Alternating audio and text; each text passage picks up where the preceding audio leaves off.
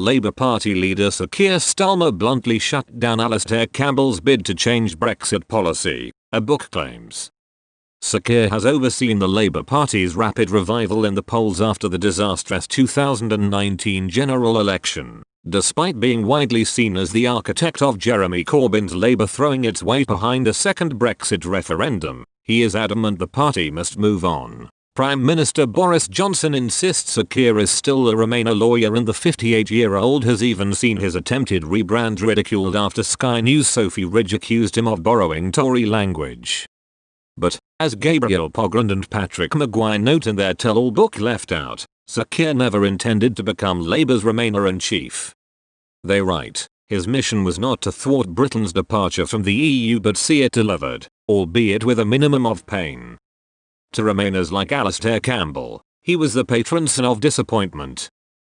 That did not stop Sir Keir meeting up with Tony Blair's former spin doctor, as Mr. Campbell attempted to front the so-called People's Vote campaign. Mr. Pogrund and Mr. Maguire recall a visit Sir Keir made to Mr. Campbell's property, but rather than plotting a Remain fight back, he bluntly shut down the new Labour veteran.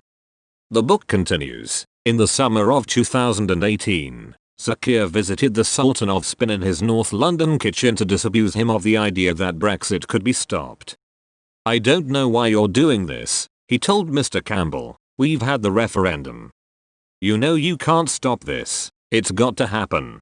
Sir Keir was so adamant on this, he earned the respect and trust of his opposite number, then Brexit Secretary David Davis. Mr. Pogrund and Mr. Maguire write, Sir Keir wanted to make Brexit happen. David Davis trusted this to be the case. The Brexit Secretary felt he had an ally in Sir Keir. He made sure his opposite number was appointed to the Privy Council and could enjoy the confidential government briefings accorded to its members. In Brussels, too, he opened doors for Labour, with the UK's ambassador to the EU, Tim Barrow, and Michel Barnier, the EU's chief negotiator. On Sunday, Sky News' Sophie Ridge questioned Sir Keir's dramatic conversion from Remainer to Brexiteer once he became Labour leader.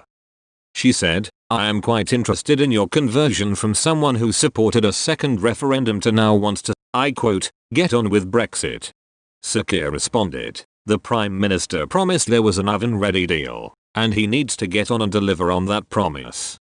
If he fails to do so, he owns that failure. Reopening old wounds and going back on agreements is a distraction. Go on and get that deal." Writing in the Sunday Telegraph, Sir Keir surprised many by writing, "We should be getting on with defeating this virus, not banging on about Europe. Get on with Brexit and defeat the virus. That should be the government's mantra."